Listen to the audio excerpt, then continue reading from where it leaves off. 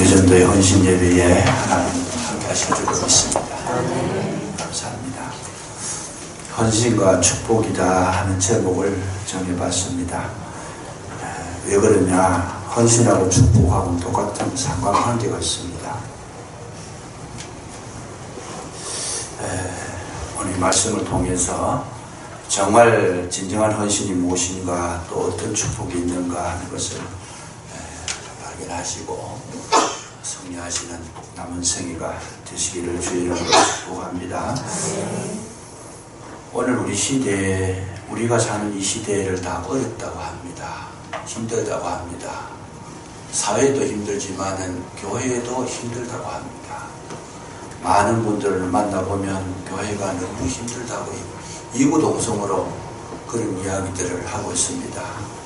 또 이 시찰이나 노회적으로나 총회적으로 보면 지금 전체적인 그 교회의 부흥이 중단됐습니다. 중단된 것이 아니고 오히려 하락세를 나타내고 있더라. 통계 나오는 거 보면 매년 숫자적으로 떨어지고 있다 하는 거 우리가 피부적으로 느낄 수가 있습니다. 왜 그러냐? 원인 조사를 합니다. 이래서 되겠는가? 각 교파마다 나름대로 문제점을 찾고 대책을 세웁니다. 뭐 여러 가지 그 원인을 그렇게 파악을 해보지만은 시원한 대답은 없습니다. 제가 봤을 때는 그 문제가 왜 그러냐? 한 가지밖에 없습니다. 헌신이 없다라는 거죠. 지금 개척교회 안 됩니다. 왜 안 되느냐? 헌신할 사람이 없습니다. 과거에 20년, 30년 전에는 교회를 개척하면 거기에 눈물 뿌리고 기도하는 사람도 있고 자기의 전 재산을 하나님 앞에 드리는 분들도 있고 헌신하는 사람들이 있었지만은 지금은 전혀 그렇지 않은 시대에 우리가 살고 있다는 거, 이게 지금 가장 큰 문제의 요인이 되고 있음에도 불구하고 많은 분들이 이 부분을 지금 간과했다, 놓쳤다, 지나가 버렸다. 그래서 뭐 부단하게 대책을 내세우지만은 대책은 전부 다 헛공약이 되어버리고 말았습니다. 전혀 회복될 기미가 보이지 않습니다. 진짜 회복이 되려 그러면 뭐가 회복이 되어야 되느냐? 헌신이 회복돼야 되는데 조금 더 꼼짝도 하고 움직이지도 않는데 뭐 좋은 이야기들만 많이 한다고 해가지고 좋은 프로그램 내놓고 뭐 참 신기한 이야기 많이 한다고 해가지고 해결되는가? 안 된다는 거죠. 원인이 있어요. 내비게이터 선교회장이자 저술가인 그 제리 화이트라고 하는 분이 자기가 25년 동안 이런 문제를 연구를 하고 책을 써냅니다. 책을 써내면서 그가 조사를 했습니다. 어떤 조사를 했는가 하면 이 땅에 수백만 명의 수천만의 그리스도인이 살아가고 있는데 이 그리스도인들의 삶의 현상이 어떤 것인가 하는 것에 대해서 자기가 통찰력 있게 깊이 그래 연구를 해봤다라는 거죠. 해보니까 어떤 것이 나왔는가 하면 5가지로 요약이 되더라는 겁니다. 그 어떤 것이 요약이 되느냐 하면, 첫째가 영적으로 풍성한 삶을 사는 분이 있는가 하면 그 반대로 간신히 자신의 생명 부지하기에 급급한 자들이 있더라. 교회를 파악을 해보니까 그 풍성한 그 생명, 예수 그리스도의 생명을 받아가지고 늘 기뻐하는 자가 있고 즐거워하는 자가 있고 재밌어 하는 자가 있고 주의 일을 하는데도 막 노래하면서 하는 자가 있는 반면에 어떤 사람은 간신히 자기 생명 부지하는데 급급하더라. 그 믿음 지키는 거, 그것도 주일 하나 지키는 것도 이거 하여튼 뭐 그야말로 참 아슬아슬하게 묘기하는 것처럼 주일날도 지켰다가 말았다가 뭐 예배도 참석했다가 말았다가 뭐 하여튼 그 묘기하는 것처럼 그래 하는 분이 있다는 거죠. 두 부류가 있더라 하는 거 첫째로 그가 발견한 것이고, 두 번째는 뭐냐 하면 선명한 신앙의 발자취를 남기는 분이 있는가 하면 미미한 흔적도 남기지 못하는 분이 있더라.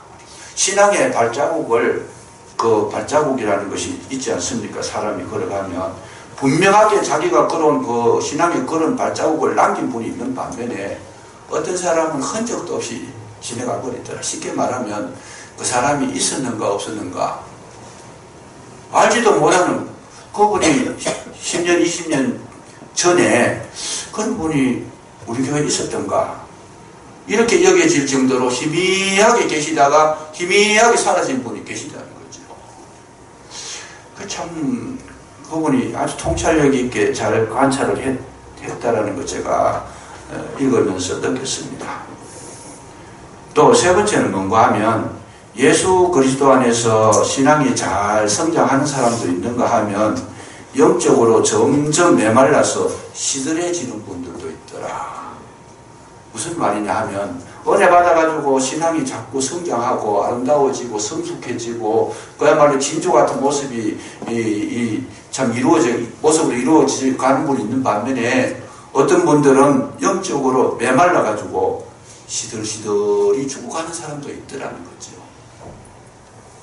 성숙은커녕 자기 생명도 유지하기가 어렵더라. 가물은 메마른 땅에 그야말로 참 시들어서 물을 못 먹어 시들어서 메마른 땅에 죽어져가는 시들해가진 그런 심령들도 있더라. 네 번째는 뭐냐 하면 타인에게 기쁨을 주고 격려를 하는 자가 있는가 하면 늘 원망하고 투덜대기만 하는 자도 있더라. 타인에게 기쁨을 주고 격려를 하고 힘을 실어주는 사람이 있는 반면에 늘 다른 사람에게 원망이 나고 불평이 나고 문제점만 이야기하고 공동체를 깨뜨리고 아프게 하는 그런 사람도 있더라는 거죠. 그래서 자기가 봤을 때는 이거는 완전히 반대 길을 가고 있더라. 다섯 번째는 뭐냐면 갈수록 영적 깊이가 더해가고 성숙한 인격으로 변화되는 자가 있는가 하면 오히려 천박하고 완고해지는 자도 있더라. 신앙생활을 하면 할수록 뭐냐 하면 영적인 깊이가 더해져서 인격이 아름다워지고 정말 모든 사람이 볼 때에 기쁨을 주는 분이 있는 반면에 어떤 분들은 자꾸만 천박해지더라. 인격이 그야말로 육신적인 삶을 사는 거죠. 자기한테 뭐 좀 좋으면 좋은 거고 안 좋으면 싫은 거고 육체적인 판단을 하고 살아가는 그걸 천박이라 그래요. 아주 비천하게 그렇게 되는 인격이 있고 이런 사람의 특징이 뭐냐? 완고해지더라는 거죠. 자꾸 고집이 세지더라는 거예요. 학원 아니라 그건 끝까지 막 그냥 말씀이고 뭐고 그 앞에 보이는 게 없어요. 예수님 나타나도 안 되는 분이 있더라. 완고해지더라. 5가지가 있더라. 교회 안에. 이 5가지가 있는데 그래서 그 5가지 문제점을 찾아냈는데 그러면 이거이 왜 이런 문제가 일어났는지에 대해서 그걸 파악을 해야 해답이 나올 거다 이 말이죠. 왜 이런 문제가 똑같은 신앙생활하고 똑같은 한 교회에서 똑같은 말씀 듣고 똑같은 공동체인데 왜 교회 안에서 이 2가지 양갈로 쫙 갈라지면서 이렇게 나온 건가? 그 문제점만 제시해가지고는 아무 유익이 없잖아요. 예를 들어서 학문을 하다 보면 논문을 씁니다만 논문에도 보면 항상 문제 제기를 합니다. 처음에는 문제 제기를 하고 그걸 발전시켜 가지고 결론이 뭐냐 하면 그 문제점에 대한 해답을 제시해 주지 아니하면 그 논문은 가치가 없어요. 그냥. 아무런 가치가 없어요. 그냥. 그 문제점은 이제 발견했는데 이거 어떻게 해석할 거고 어떻게 회복할 거냐 이 문제를 고민하기 위해서 이분이 다시 이제 깊이 영적으로 묵상하고 말씀 속에 들어가 보니까 이유가 한 가지가 딱 나오더라는 거죠. 그 한 가지 이유가 딱 나오는데 이것 때문에 그렇게 됐더라. 이렇게 딱 결론을 내리는데 그 한 가지가 뭐냐 하면 영적으로 풍성하고 아주 기쁨으로 감사함으로 영향력 있고 그렇게 재밌게 즐겁게 신앙생활하고 영적 성숙이 있는 사람 아니면 그 정반대에 있는 사람의 키포인트 핵심이 어디에서 갈라졌느냐 자기가 딱 연구해 보니까 헌신에 있더라는 거죠. 헌신하던 사람은 어떤 일에든지 헌신하는 사람은 계속 은혜가 되고 축복이 되고 기쁨이 되고 아름다운 인격으로 신앙이 성장이 성숙해지고 뭔가 굉장한 세계가 헌신이 없는 사람은 갈수록 말라지더라는 거예요. 메말라지고 가지고 있는 것도 다 빼앗기더라는 거죠. 이 성경적이다. 5달란트, 2달란트 그거 받아가지고 열심히 자기 것들 일했는데 1달란트 받은 사람은 아무것도 안 했다는 거죠. 헌신이 없었다는 거예요. 쉽게 말하면 5달란트, 2달란트 받은 사람은 있는 힘을 다해서 막 그냥 나가서 곧바로 그 성경을 읽어보면 곧바로 나가서 장사했다는 거예요. 쉴 틈이 없어요. 그냥. 근데 이 1달란트 받은 사람은 생각을 하는데 뭘 생각하고 있어요? 주인 생각하고 있는 거죠. 저 사람은 마음 심지가 굳은 사람이라 가지고 만약에 내가 장사하다가 손해보면 굉장하게 문제를 던질 사람이고 나를 해롭게 할 사람이고 나하고는 관계가 나빠질 거고 나중에 문제를 심각하게 이렇게 대두될 그런 사람이다. 주인에 대해서 지금 파악하고 있는 거예요. 자기 할 일은 아무것도 하지 않고 쉽게 말하면 헌신은 없이 자꾸 생각만 하고 다른 사람 파악이 나고 저 사람 잘하나 못하나 이런 거나 분석이 나고 앉았으니까 이 사람은 빼앗긴다. 나를 보면 1달란트 제일 잘하는 방식이 뭐냐? 땅에 묻어두었다가 본전이라도 주면 안 되겠나. 나중에 주인이 왔을 때 뭐라고 말씀합니까? 악하고 게으른 종이다. 너는 악하고 게으르다는 말은 뭐예요? 너는 헌신이 없었다 그 말이에요. 너는 헌신이 없다. 일한 흔적이 없다. 오늘 우리가 신앙생활 할 때 중요한 건 그 부분입니다. 교회에서 신앙생활을 하시는데 뭐 헌신할 수도 있고 안 할 수도 있는데 그건 자유지만 결과는 이렇게 정반대로 나타난다는 거죠. 정반대로 나타나더라. 그래서 오늘날 우리에게 있어서 제일 중요한 건 뭐냐? 내가 살고 내가 정말 주님 앞에 인정받고 또 나로 말미암아 많은 사람이 복을 받는 복의 근원이 되기 위해서는 뭐가 필요하냐? 내 자신의 헌신이 필요하다는 거지. 복을 받을 때에도 누구에게 하나님 복을 주시느냐? 헌신자에게 복을 주시더라. 그래서 제가 말씀의 제목을 정할 때는요, 아무렇게나 안 정합니다. 이 말씀 제목 정하는 것 때문에 고민을 제일 많이 오래 합니다. 왜요? 그 말씀이 이미 제목에 다 나와 있어요, 그냥. 헌신과 축복은 같다는 얘기죠. 헌신한 사람은 복을 받고 헌신 안 한 사람은 못 받는 거다. 굉장히 간단한 이야기인데 우리는 이런 거를요 복잡하게 생각해가지고 어려워져요, 그냥. 그래서 이 성경 속에서 헌신했던 인물들, 세상 속에서 또 헌신했던 인물들, 이런 인물들을 딱 조사를 해보면 한 가지밖에 없어요. 저 사람 주님 앞에 헌신했느냐, 주님 몸된 교회에 헌신했느냐 안 했느냐, 요것만 가지고 딱 구별이 돼버린다는 거지. 우리나라에 지금 뭐 아주 뭐 통합 측에서는 가장 큰 교회라 해도 과언이 아니는 김삼환 목사님.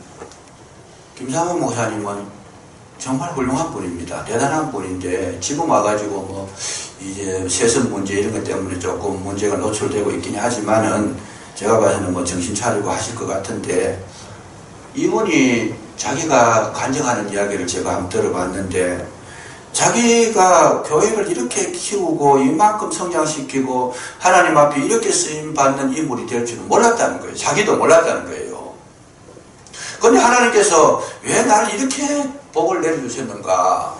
자기가 그렇다고 해가지고 설교를 뛰어나게 잘하는 것도 아니고 인물이 뛰어나게 좋은 것도 아니고 뭐 키가 큰 것도 아니고 재주가 많은 것도 아니고 공부를 잘한 것도 아니고, 공부하는데 제가 그 김삼환 목사님하고 같이 공부했던 목사님을 우리 경북로에 계셔요. 그분하고 자주 대화를 했는데, 근데 한방에서 같이 지냈대요. 한방에서 같이 지냈는데 자기는 영어를 배웠는데 A반에 들어갔는데 김삼환 목사님 B반에 들어갔대요.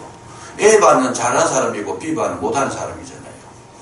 김삼환 목사님은 영어도 못하고 공부도 보면 매일 보면 그냥 낙제해서 겨우 딸랑딸랑 긋고 그렇게 하고, 그래서 목회할 데가 없어가지고 맨날 시골로만 다녔잖아요. 저 영덕 그쪽 근방으로 아주 시골에 그냥.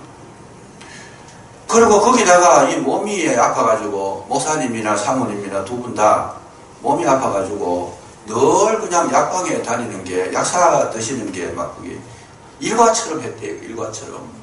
그 종합병원이라 그러는데, 종합병원이라. 목사님은 그렇게 하면 사모님이 똑같이 그렇게 편찮으시고, 이 시골 교회 다니면서 그냥 사례비도 많이 받지도 못하니까 약값되기도 바쁘다는 거죠. 급급했다. 오죽 설교를 못했으면 장로님이 아이고 목사님 내려오십시오 제가 하겠습니다. 장로님한테 그 소리를 듣고 그냥 참 얼마나 비참하겠어요 그게.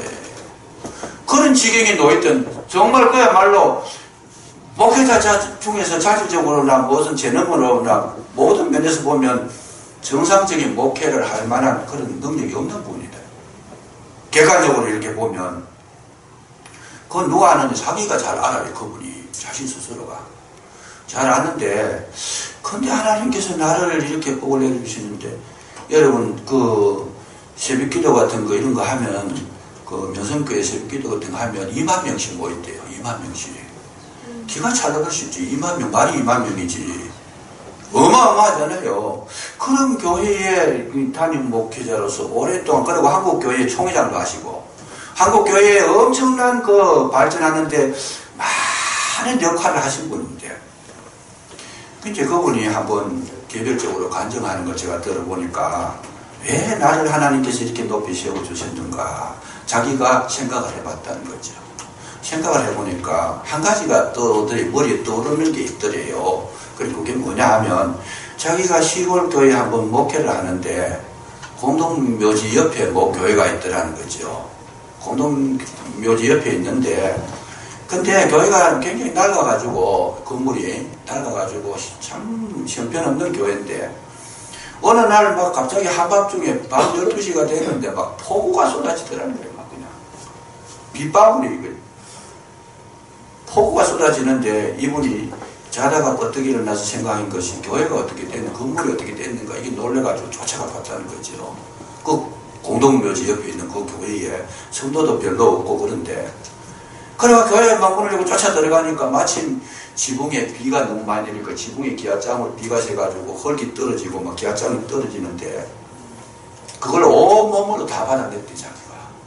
그 밤에 아무도 없는데 온몸으로 하나님의 이 성전이 지금 무너지고 있는데 마음에 막 급해가지고 기도하면서 그냥 하나님 비를 좀 멈추게 해주십시오. 우리 교회 다 떠내려가기 생겼는데 그 흙덩이들이 막 땅에 떨어지는데 몸으로 다 받았대 그걸.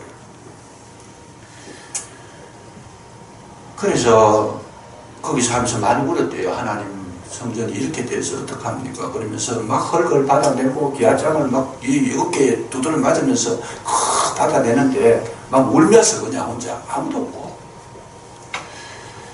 그래서 자기 생각에는 그거 하나 잘한 거 있다는 거죠. 그거 하나 생각이 나더래요. 아닌 게 아니라 여러분 하나님은 그 헌신을 보고 계신 줄로 믿으시기 바랍니다. 그 시간을 보신 거예요. 그때 아무도 본 사람이 없는데 하나님만 보신 거죠. 그게. 정말 형편없는 그런 목회자인 줄 알았더니 여러분 교회 건물을 사랑하는 거 이거는 하나님은 아닙니다만은 이 교회 건물을 사랑한다 이 말은 뭐예요? 하나님을 사랑하는 증거인 줄로 믿으시기 바랍니다. 건물을 사랑하는 게 아니고 하나님을 사랑하는 거죠. 헌신이라는 것이 뭐냐? 헌신은 사랑의 표시라는 거예요.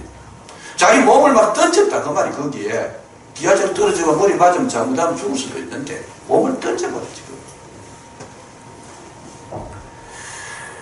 오늘 우리에게 있어서 가장 중요한 것은 바로 이 문제였습니다.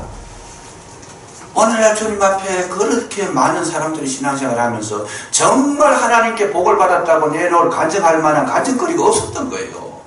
헌신의 시간이 없었다는 거예요. 나는 이런 이야기를 많이 들었습니다. 저는 안산제일교회 고은 목사님 원래 총회를 합니다. 그 교회도 성도가 2만 명이 넘다 그러는데 그 교회에 건축을 할 때에 너무 힘들고 어렵고 성도님들이 한마음 한뜻이 돼서 전부 다 헌금을 하는데 한날은 자기 성도 가운데 아가씨인데 처녀 아가씨가 머리 수건을 쓰고 왔더래요. 그냥 건축 헌금을 내는데 머리 수건을 쓰고 왔더래요. 그래서 목사님이 생일 안 그러더니 왜 예배 드리는데 머리에 수건을 쓰고 있느냐 물어보니까 이 아가씨가 그때만 해도 그 사람 머리를 꺼내가 팔았잖아요. 옛날에는 지금은 뭐 그런 거 없습니다만 머리 살 사람도 없고 팔아도 돈도 안 되지만은 옛날에는요 돈 없으면 이 머리 꺼내가 팔아가지고 가난한 집에는 어머니가 머리끈을 팔아가지고 남편 생일잔치 해주고 그랬습니다. 그런 시절이 있었어요. 그래, 이 헌금을 해야 되는데 헌금할 돈이 없으니까 자기 머리를 깎은 거예요. 머리를 깎아가 헌금을 해드리고 나서 그냥 빡빡머리로 교회를 못 오니까 뭐 중도 아니고 그러니까 이 머리에 수건을 쓰고 온 거예요. 수건을 쓰고. 마치 목사님한테 들켜가지고 왜 그랬냐. 그러니까 목사님한테 말씀을 그래 드린 거예요. 내가 참 그랬습니다. 목사님이 막 감동을 하신 거예요. 이럴 수가 있나 그러면서 이 처녀가 아름다운 시집도 가고 할 텐데 그것도 처녀가 나이가 많은데 노처녀인데 시집도 못 간 처녀가 머리까지 깎아가지고 이거 어떻게 되나 싶어가지고 목사님이 막 감동이 되고 눈물이 나더라는 거죠. 그래서 막 축복 기도를 막 엄청 했대요. 그냥 기도했는데 문제는 뭔가 그 다음 주부터 교회를 안 나오는데 부끄러워가지고 머리 빡빡 깎은 거 그거 소문나고 매일 다닐 수가 없으니까 사라져 버렸어요. 사라졌는데 그럭저럭 세월이 지나가지고 10년이 넘어서 세월이 지나가지고 다시 한번 왔더래요. 그 처녀가 왔는데 자기 자녀들 둘 데리고 남편 모시고 그렇게 왔더라는 거예요. 그런데 보니까 남편은 누구냐 하면 우리나라에서도 이름 있는 의사 선생님이고 큰 병원을 하시더래요. 대병원. 큰 병원을 하시는데 이게 우리 남편이다 그러고 우리 자식이다 그러면서 그때 와가 인사하러 왔더라는 거죠. 아이고 목사님 그때 제가 부끄러워가지고 그래가지고 서울에 가서 힘들게 어렵게 살았는데 하나님 은혜로 이런 남편을 만나게 해주셔가지고 지금 행복하게 살고 있습니다. 여러분 머리 깎으시기 바랍니다. 축복이에요. 그게 헌신하고 축복하고 연관이 딱 연결되어 있어요. 그냥 다추 잠그듯이 이게 헌신이라면 이게 축복이에요. 딱 잠기듯이 같은 거다. 같은 거. 참 중요한 저는 이런 그 교회사적으로나 이런 거 보면 정말 그런 분들을 통해서 한국 교회가 발전하게 됐고 또 간증거리도 많이 나오고 은혜로운 일들이 굉장히 많이 일어났다는 거죠. 저도 시원치 않지만은 저는 그런 시간들을 한번 생각해 보니까 하나님 앞에 다른 거는 못해도 헌신한 적이 있었습니다. 뭐 돈을 많이 들여서 그런 게 아니고 기도에 헌신을 한번 한 적이 있었어요. 집사람하고 매일 저녁에 한겨울에 그냥 추운데 저 주암산 그 돌밭에 올라가 가지고 6개월 동안 철야를 했지 않습니까? 밤에. 때로는 비가 오고 때로는 눈이 오고 눈 오는 날, 비 오는 날 너무 추운 날이니까 아무도 안 올라가요. 두 사람만 이제 하는데 두 사람이 또 기도하면 제가 또 소리 크게 내면 집사람 기도 안 된다고 저 돌 떨지 만큼 예수님처럼 모양을 좀 번떠가지고 저쪽에 가서 기도해라. 그 나무 밑에 가서 기도하고 난 돌파기 위에 기도하고 6개월을 그렇게 했어요. 우리 집 애들은 저들이 그때 검은방 할 때인데 둘이를 그냥 방에 가다 놓고 뭐 3살, 4살, 5살 뭐 이럴 때지 정확한 나이는 모르겠어요. 저는 뭐 기억이 잘 없어가지고 어쨌든 어렸어요. 아주 어렸어요. 바깥에서 작물통을 잠깐 놨거든요. 그때는 뭘 했는가 하면 집에 요즘처럼 뭐 가스 보일러 뭐 아파트처럼 호화로고 그런 게 아니고 개인 집인데 연탄을 뗐어요. 그때는 그 연탄 가스가 들어가든지 뭐 그럼 아주 죽는 거죠. 생각하면 아찔한 거 지금 생각하니까 내가 그때 왜 그랬던지 싶은데 그때는 막 감동이 되니까 그래 한 거죠. 그냥 그래가지고 6개월 동안 밤에 11시가 되면 올라갔다가 새벽에 5시 되면 내려오고 그 6개월 동안 막 계속 비가 오면 비 다투리 맞고 눈이 오면 눈 다 맞고 그냥 그렇게 했더니 시원치 않지만 그래도 하나님께서 긍휼히 여기시는 것 같아요. 그냥 이렇게 보면 뭐 하여튼 은혜로 살고 있습니다. 살고 있는데 어쨌든 우리가 살아가는 데 제일 중요한 것은 뭐냐 여러분 헌신인 줄로 믿으시기 바랍니다. 아멘. 헌신에는 반드시 열매가 있다는 거죠. 아멘. 여기 오늘 이 성경 본문을 보면 8절에서 12절까지 아브라함과 사라에 대해서 나오는데 아브라함은 순종했다는 거예요. 8절에 보면 믿음으로 아브라함은 부르심을 받았을 때 순종했다. 뭐에 순종했느냐? 9절에 보면 믿음으로 그가 이방 땅에 있는 것 같이 약속의 땅에 거주하여 동일한 약속을 유업으로 함께 받은 약속에 헌신했다는 약속에 순종했다. 아브라함의 복의 근원이 됐을 때에 그 복의 근원이 된 이 근본적인 이유가 뭐냐? 하나님의 약속의 말씀을 따라갔다라는 거예요. 약속의 말씀을 따라가서 순종했다. 그래서 이 8절에서 12절까지 이 약속이라는 말이 계속 나옵니다. 9절에도 2번씩 나오고 11절에도 약속이 나오는데, 아브라함이 헌신했는 건 어디에 헌신했는가 하면 하나님의 약속에 헌신하여 순종했다라고 이렇게 기록을 하고 있습니다. 성경은요, 어떤 책이냐? 약속의 책이다. 약속의 책. 구약은 신약이잖아요. 오래된 약속, 신약은 새로 된 약속. 약속이에요. 근데 아브라함과 사와 아내 부인은 어디에 헌신했느냐 하면 약속에 따라서 약속을 지키려고 헌신했더라. 어떻게 헌신했느냐? 아브라함이 하나님께서 자녀를 주신다고 약속을 했는데 못 참아가지고 이스마엘을 얻었습니다. 하갈, 여종 하갈과 함께 동침함으로 이스마엘을 얻었습니다. 이스마엘을 얻었는데 그때가 86세입니다. 86세인데 이스마엘을 얻어보니까 너무 좋아가지고 이스마엘이 13세가 될 때까지 하나님이 나타나시질 않아. 아브라함이 이스마엘에게 너무 깊이 빠져가지고 아들이 없다가 86세에 아들 귀한 아들 하나 나누니까 마음과 몸과 정신이 다 그거 빼앗긴 거예요. 그냥. 성경을 가만히 읽어보시면 그 시간에 13년 동안 하나님께서 나타나신 그런 흔적이 없습니다. 99세 때 하나님께서 나타나셔가지고 아브라함아, 너 이스마엘을 생각해봐라. 그건 너하고 나하고 약속한 거냐? 한번 생각해봐라. 하나님께서. 아닙니다. 약속이 없는 자녀입니다. 약속한 적이 없어요. 이스마엘에 대해서는 약속한 적이 없어요. 그래서 갈라디아서는 이걸 상세하게 설명을 합니다. 약속한 적이 없는. 너 약속한 적이 없는데 그러면 너 그 아이 계속 키울 거냐? 이 아브라함에 대해서는 충격적인 이야기지요. 충격적인 이야기죠. 하나님께서 질문하는 거예요. 13년 동안 문에 넣어도 안 아픈 이 아이를 하나님께서 질문하기를 너 계속 그 아이 키울 거냐? 어떡할까요? 아브라함이 물으니까 내쫓아라. 내쫓아라. 여러분 자녀를 낳아가지고 13세 될 때까지 그렇게 애지중지 키웠는데 그거를 내쫓아라 그러면 어떤 마음이 들겠어요? 기가 막히지. 기가 막히죠. 하나님께서 그건 약속의 자녀가 아니다. 그랬을 때에 아브라함은 뭘 했어요? 하나님의 약속을 부여잡고 이스마엘을 내쫓은 줄로 믿으시기 바랍니다. 그 약속 붙들려고, 약속 지키려고, 약속에 헌신한 거예요. 하나님께서 약속했는데, 나와 약속했는데 제가 어겼습니다. 하나님, 내가 아프지만, 눈물 나지만, 괴롭지만, 정말 버릴 수 없지만, 그래도 하나님의 약속을 지키기 위해 가지고 이스마엘 내보내겠습니다.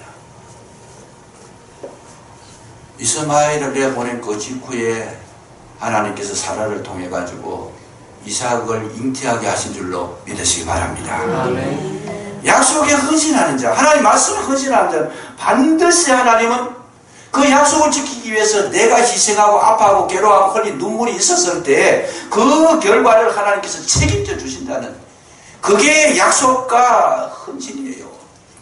약속과 헌신과 축복이에요. 그게. 오늘 하나님께서는 저와 여러분에게 뭐 말로만 헌신 예배, 기가 막혀요. 헌신 예배 하면서 기도 한 번도 안 드리고 그 헌신이 아니잖아요. 기가 막혀요. 그냥. 정말 그 약속 하나 붙들기 위해 가지고 뼈를 깎는 고통을 겪었던 그런 헌신이 있었느냐 말이죠. 하나님은 오늘도 우리에게 뭘 요구하시느냐? 그거 요구하십니다. 우리는 헌신은커녕 내 기분이 안 맞아도 안 하고 내 생각이 틀려도 안 하고 내 패턴하고 안 맞다 그래요. 내 성향이 아니다 그래요. 내 취미가 아니다 그래요. 내 생각 그거 가지고 있으면 죽습니다. 사단이 왜 사단됐느냐? 이사야서 14장 13절에 보면 이 계명성이 나오는데, 계명성이 자기가 자기에게 이르되 자기 마음이 이르되, 그 말이 뭔 자기 생각대로 하다고 그랬던 거예요. 하나님은 반드시 복을 주실 때 뭘 요구하시느냐? 헌신을 요구하시는 요구하신다는 거예요. 아멘. 엘리야가 이 사르밧 지역에 갔을 때에 그 사르밧 가부가 나와가지고 이 나무가지를 줍고 있더라는 거죠.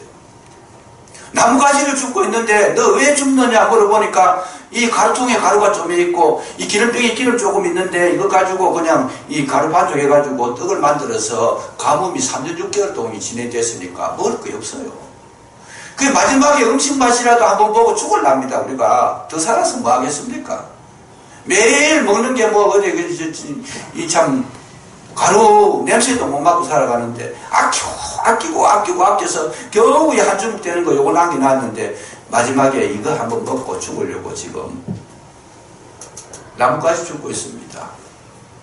그때 엘리야가 뭐라 그래요? 떡국 거들랑 너 먹지 말고 내부터 가져오는 거야. 여러분 기가 막히잖아요. 그 우리 말에 그 일반 세상 말에 그런 게 있잖아요. 문둥이 콧구멍에 말을 빼먹는다 하듯이 그 과거에 그 가루 그 좀 가지고 떡국 먹으려고 하는데 그걸 내놓으려고 하면 세상에 그렇게 못된 사람이 어디 있겠어요? 그 엘리야가 못된 사람입니까? 아닙니다. 엘리야는 영적인 원리를 아는 사람이었어요. 하나님의 사람이고 선지자였어요. 엘리야가 봤을 때에 저 가정에 복을 주기 위해서 뭘 해요? 잔인하게 가져오라 그런 뜻이 아니고 그 가정의 축복의 씨앗 마인드를 심어줘야 되겠다. 하나님 앞에 헌신하는 것이 무엇인지를 알게 해주는 그 마인드를 형성하기 위해 가지고 명령은 그렇게 한 거예요. 사람의 심령부터 만들어주는 거죠. 그거에 없으면 이 가부가 축복을 받아도 안 되고 받지도 못합니다. 엘리야가 그 영적인 원리를 알고 가져오라. 그래서 이 사르밧 가부가 말씀하신 대로 그대로 합니다. 나는 못 먹어도 선지자를 드려야 되지요. 알았습니다. 엘리야를 주니까 축복을 받아가지고 여러분 그가 사는 날 동안에 가루통에 가루가 기름병에 기름이 마르지 아니한 줄로 믿으시기 바랍니다. 하나님은 어떤 하나님이냐? 오늘날도 우리에게 헌신을 요구하는 하나님이시다. 다니엘이 자기 목숨을 생명을 걸어놓고 기도하니까 여러분 사자굴에 떨어졌을 때에 하나님께서 사자의 입을 막으신 줄로 믿으시기 바랍니다. 아멘. 오병이의 기적이 어디서 나왔어요? 한 소년의 헌신에서 나온 거예요. 자기의 욕구를 채우는 것이 아니라 이 많은 사람들에게 내가 가진 거 이거 조금 이거 얼마나 어린 나이가 배가 고프고 참 어린 나이가 절제한다는 건 어렵잖아요. 하필이면 소년의 떡을 말씀하시겠어요. 결단할 수 있는 그런 능력이 없는 아이인데 그런 아이가 결단을 했다는 것에 대해서 놀라운 그 기적을 하나님께서 보여주시려고 대조적으로 그렇게 보여주신 것이다. 오늘 우리의 삶은 간단합니다. 허신자는 살아나게 돼 있다고 말이죠. 솔로몬이 지혜를 얻어가지고 1000번제를 드렸는데 1000번제 드린 거 그거는 자기가 헌신인 거예요. 최선을 다해서 하나님 앞에 드린 거예요. 그래서 하나님 앞에서 복을 받아가지고 뭘 받았느냐? 지혜를 달라 해서 지혜를 받았는데 하나님께서 너무 헌신이 그렇게 참 값진 것이니까 너는 지혜뿐만 아니라 부와 지혜 기도 주겠다. 물질도 주고 존귀하게 만들어 주겠다. 그 말씀이죠. 그래가지고 이 솔로몬이 지혜를 얻었어요.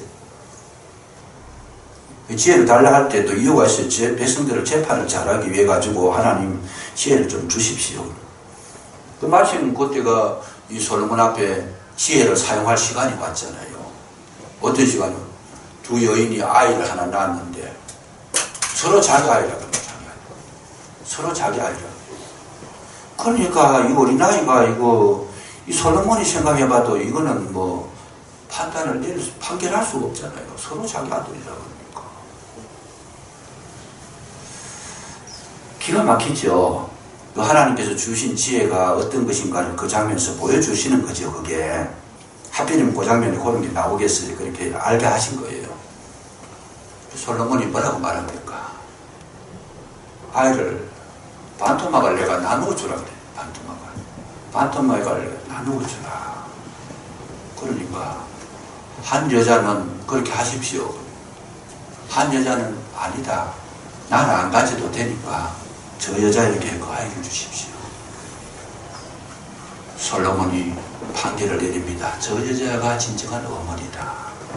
여러분, 자기가 포기하는 자에게 아이가 돌아오게 되는 줄로 믿으시기 바랍니다. 아멘. 자기가 헌신하고 자기가 포기한 사람, 자기의 권리를 포기한 사람에게 하나님께서 채워주신다는 거예요. 우리는 오늘날 너무 똑똑해가지고 자기 권리 다 찾아가요. 그냥 자기 할 말 다 해요. 그냥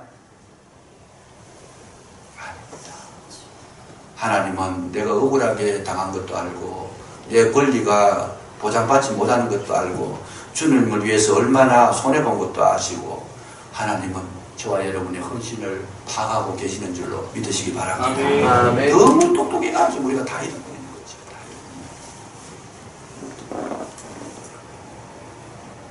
성경은 끊임없이 말씀하시고 있습니다. 아브라함이 나아들 이삭이 자랐을 때 하나님은 이삭을 달라고 합니다. 왜 그랬을까요? 헌신을 보시려고 한 거죠. 그때 아브라함은 이삭을 포기했습니다. 하나님 알았습니다. 포기하겠습니다. 이삭을 포기했을 때 하나님은 드디어 아브라함에게 믿음의 조상이라고 하는 칭호를 허락해 주신 줄로 믿으시기 바랍니다. 우리가 잘 아는 막달라 마리아 나드 한 옥합을 깨뜨려가지고 예수님 머리에 부어주셨어요. 그러면 그 나드 한 옥합은 막달라 마리아의 전 재산이고 남은 미래입니다. 그거 팔아가 결혼도 해야 되고 살아야 되는 미친 재산입니다. 여러분, 막달라 마리아가 자기의 재산을 포기했을 때 주님은 감동을 받으시고 이 일이 기록되는 데는 이 여자의 일도 기록해가지고 세상 끝날까지 이 여자 이름을 남겨라, 기념해라. 하나님은 오늘도 누구에게 함께 역사하시는가, 누구를 붙들어 주시는가, 누구를 세워주시는가, 간단합니다. 헌신자인 줄로 믿으시기 바랍니다. 아멘. 약속의 말씀을 붙들고 그거 지키려고 자기를 죽이는 자예요. 그 약속 하나 따라가려고 자기의 모든 권리를 포기하는 자. 아브라함은 그 약속 때문에 아들도 포기하고 재산도 포기하고 본토 친척 아버지도 포기하고 모든 관계되는 인간적인 요소를 다 포기해버렸어요. 베드로가 자기의 가지고 있는 배와 건물을 버려두고 예수를 쫓으니라 자기의 권리, 자기의 재산을 다 포기해버렸습니다. 그랬을 때 예수님의 수제자가 되어버린 거죠. 오늘 우리가 헌신이란 말을 그냥 예배 드릴 때 쓰는 그런 상용으로 쓰는 게 아닙니다. 헌신 예배가 1년에 12번 있어요. 12번 있는데 헌신이 안 되고 있어요. 기가 막혀요. 이게 기가 막힌 거지. 헌신이 안 되고 있어요. 다음 달에 또 헌신 예배가 있을 거예요. 매년 헌신 예배가 있어요. 오늘 이 시간을 통해 가지고 진정한 헌신을 심령의 가슴 속에 새기시기를 주의 이름으로 축복합니다. 이스라엘 백성이 홍해를 건널 때는 바로가 죽었습니다. 요단강을 건널 때는 내가 죽었습니다. 그때 가나안이 주어집니다. 내가 죽었을 때, 약속 때문에 나를 죽였을 때 하나님은 우리 영원한 세계를 보장하여 주시는 줄로 믿으시기 바랍니다. 아멘. 기도하겠습니다. 아버지 하나님 감사합니다. 헌신과 축복이라는 말씀을 가지고 나누었습니다. 그냥 예배 시간에 필요해서 이 시간을 때우기 위해서 나누는 말씀이 아니라 진정으로 헌신자가 되기 위한 말씀인 줄로 믿습니다. 도와주셔서 우리 마음 가운데 새겨지게 하시고 진정으로 축복의 주인공들이 되게 하시고 헌신의 모든 아름다운 모습으로 연골게 해주셔서 알곡신자들 되게 해주시옵소서. 금생에서나 내생에서나 약속 있는 삶을 살아가게 하시고 진정 그리스도 예수의 사람으로 승리할 수 있도록 축복의 주인공이 될 수 있도록 성령께서 도와주시옵소서. 예수님 이름으로 감사기도 드리옵나이다. 아멘.